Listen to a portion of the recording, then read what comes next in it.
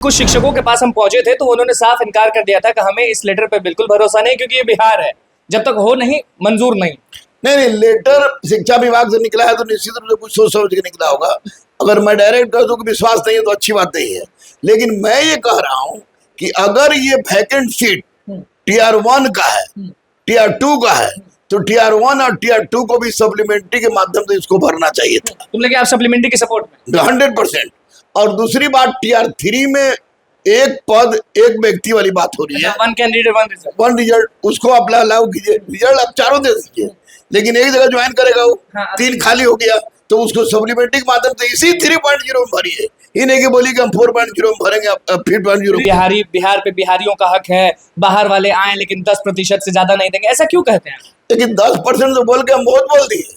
अच्छा, आप एक बात सोचिए कि झारखंड के मुख्यमंत्री हैं हेमंत सोरेन, वो बोलते हैं कि पहले 15% दिया जाता था, अब बाहरी को 1% भी नहीं देते।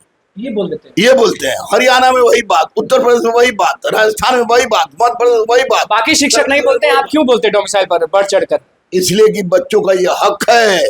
बाकी शिक्षक बोले या मत बोले, बच्चों के हक के लिए मैं बोलता था, बोलता हूँ और बोलता रहूंगा।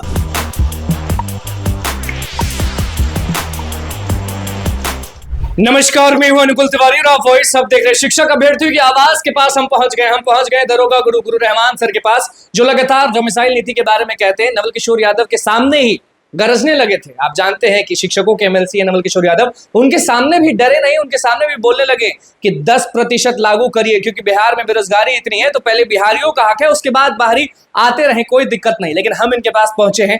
शिक्षा विभाग ने कुछ दिनों पहले एक लेटर निकाला था, आप अच्छे से जानते हैं। उस लेटर में लिखा था टीआरई 1 टीआरई 2 के सीट्स जो बचे हुए हैं उसको काउंट अप करिए, उसके बाद हम टीआरई 3.0 के रिजल्ट में उसको ऐड करेंगे। लेकिन एक समय था कि जब लोग बोलते थे कि सीट खाली ही नहीं है, तो ये कौन सा सीट के बारे में बात कर रहे हैं? क्या अभी जो 3500 शिक्षक निकले हैं फर्जी शिक्षक, उनके बारे में बात कर रहे हैं? दरोगा गुरु रहमान सर हमारे साथ मौजूद हैं। लेटर आप भी देखे होंगे, क्या सर सोचते हैं, क्योंकि अब झेला नहीं जा रहा है, अब कितना झेले? देखिए, हम लोग तो झेल ही रहे हैं, सबसे ज्यादा झेल रहा है बच्चा, सब जा रहा है बच्चा और बच्ची। तो ये किस तरह का फार्मूला शिक्षा विभाग निकाल रहा है? कभी कहता है कि सीट नहीं है और कभी कहता है कि सीट जो टीआर 1 टीआर 2 में जो बचा है उसको टीआर 3 में भरेंगे। तो ये किसी भी दृष्टिकोण से उपयुक्त नहीं है। मैं कहता हूँ कि टीआर 1 का सीट अगर खाली रह गया तो उसको टीआर 1 में भरिए, टीआर 2 का सीट खाली रह गया तो टीआर 2 में भरिए। और उसके बाद अब जब, क्योंकि सप्लीमेंट्री के बाद आप ही ने कहा था, उसके बाद जो टीआर 3 में जितना भी सीट है उन सारे सीटों में आप किसी भी हालत में येन केन प्रकारेन सप्लीमेंट्री के माध्यम से, किसी माध्यम से, एक लड़के का 4 जगह रिजल्ट हो गया, एक जगह ज्वाइन किया, उसके सीट को आप 4 जगह हो गया तो 3 तो बच गया, 3 बच गया, तो उसके सीट को 3.0 में भरिए, ताकि बिहार के बच्चों की बेरोजगारी दूर की जा सके। रहमान सर, आपको कितना भरोसा है? क्योंकि कुछ शिक्षकों के पास हम पहुंचे थे तो उन्होंने साफ इनकार कर दिया था कि हमें इस लेटर पे बिल्कुल भरोसा नहीं, क्योंकि ये बिहार है, जब तक हो नहीं मंजूर नहीं। नहीं, लेटर शिक्षा विभाग से निकला है तो निश्चित रूप से कुछ सोच समझ के निकला होगा। अगर मैं डायरेक्ट कर दूं कि विश्वास नहीं है तो अच्छी बात नहीं है, लेकिन मैं ये कह रहा हूं कि अगर ये वैकेंट सीट टीआर 1 का है, टीआर 2 का है, तो टीआर 1 और टीआर 2 को भी सप्लीमेंट्री के माध्यम से इसको भरना चाहिए था। तुम लगे आप सप्लीमेंट्री के सपोर्ट में 100%। और दूसरी बात, टीआर 3 में एक पद एक व्यक्ति वाली बात हो रही है। वन कैंडिडेट वन रिजल्ट, उसको आप अलाउ कीजिए, रिजल्ट आप चारों दे दीजिए, लेकिन एक जगह ज्वाइन करेगा वो, 3 खाली हो गया तो उसको सप्लीमेंट्री के माध्यम से इसी 3.0 में भरिए। ये नहीं कि बोली कि हम 4.0 में भरेंगे, 3.0। रिजल्ट में देरी क्यों हो रहा है? रिजल्ट में देरी हो रहा है अपने करनी से ही लोग देर कर रहा है, क्योंकि बहुत सारी गलतियां हुई है 1 और 2 में, तो उस गलती दोबारा न हो, माननीय मुख्यमंत्री ने कहा है ऐसा, इसी आधार पर ही लोग इस तरह की बात कर रहे हैं। अच्छा, सरकार में जो शिक्षक के एमएलसी हैं उनके सामने भी आप गरजने लगते हैं, उनके सामने भी आप नहीं डरते हैं, आप बोलते हैं कि बिहार पे बिहारियों का हक है, बाहर वाले आए लेकिन 10% से ज्यादा नहीं देंगे, ऐसा क्यों कहते हैं? लेकिन 10% तो बोल के हम बहुत बोल दिए। अच्छा, आप एक बात सोचिए कि झारखंड के मुख्यमंत्री हैं हेमंत सोरेन, वो बोलते हैं कि पहले 15% दिया जाता था, अब बाहरी को 1% भी नहीं देते। ये बोलते हैं। हरियाणा में वही बात, उत्तर प्रदेश में वही बात, राजस्थान में वही बात, मध्य प्रदेश में वही बात। बाकी शिक्षक नहीं बोलते हैं, आप क्यों बोलते हैं डोमिसाइल पर बढ़ चढ़कर? इसलिए कि बच्चों का ये हक है। बाकी शिक्षक बोले या मत बोले, बच्चों के हक के लिए मैं बोलता था, बोलता हूँ और बोलता रहूंगा। तो 10% आप चाहते हैं कि हो? किसी भी हालत में 10% से ज्यादा नहीं हो, 10% हो, क्योंकि हम लोग उतना दुराचारी नहीं है कि एकदम साफ करते। अखंड भारत पर विश्वास करते हैं, लेकिन सबसे पहले अपने घर में भी चिराग जलना चाहिए ना भाई।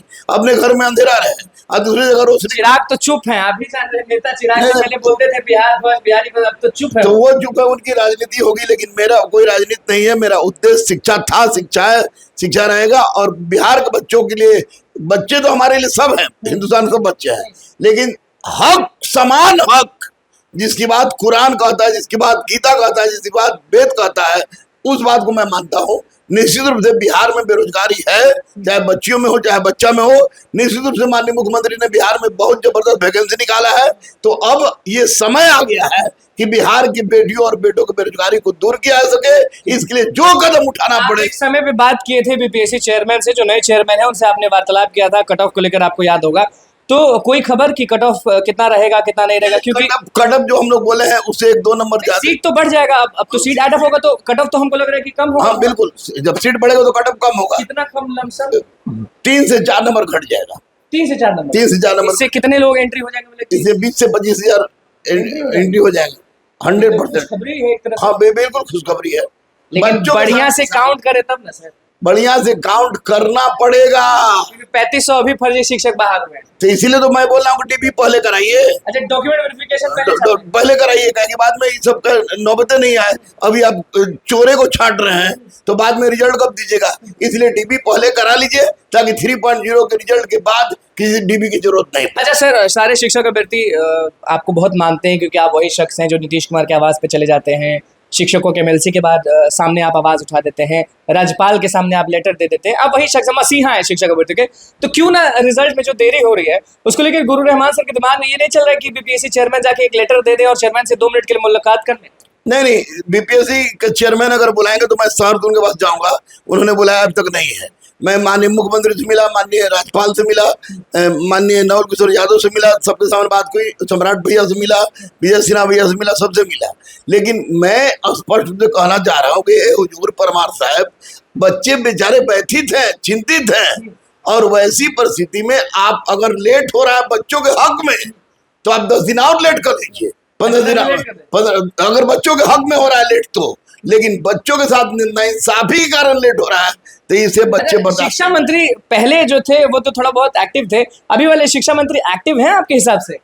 देखिए, पुलिस ऑफिसर तो बहुत जाबाज से मैं जानता हूँ इनको। अब इस शिक्षा के क्षेत्र में इनको एक्टिव होना पड़ेगा। एक्टिव हमको लग रहा है। नहीं आपको लग रहा है? नहीं, कम है, लेकिन सोच समझ के काम कर रहे हैं, गलत ना हो ये ज्यादा महत्वपूर्ण। हल्ला एक बार बीच में हो गया था कि नीतीश कुमार के तो आप पहुंच चुके थे हर जगह, शिक्षा मंत्री से भी आप जुगाड़ लगा रहे हैं कि आप वहां पहुंचे और कुछ ना कुछ भांडा फोड़े ये सब चीजों के बारे में? नहीं, देखिए, शिक्षा मंत्री जो आज शिक्षा मंत्री हैं, मैं इनको एएसपी से जानता हूँ, उस समय से एएसपी से जानता हूँ। तो निश्चित रूप से शिक्षा मंत्री से जब मिलना होगा तो मुझे इस बात का परिचय नहीं देना होगा कि मैं गुरु हूँ, मैं टीचर हूँ, मैं जाके शिक्षा मंत्री से मिल सकता हूँ। जा रहे हैं शिक्षा का के हित में, क्योंकि शिक्षा मंत्री ही सब चीज देख रहे हैं। मैं बिल्कुल जाऊंगा शिक्षा मंत्री से। अभी 2-4 दिन का बिहार की राजनीति में कुछ गर्माहट है, उस गर्माहट के बाद मैं सुनील भैया के पास निश्चित रूप से जाऊंगा।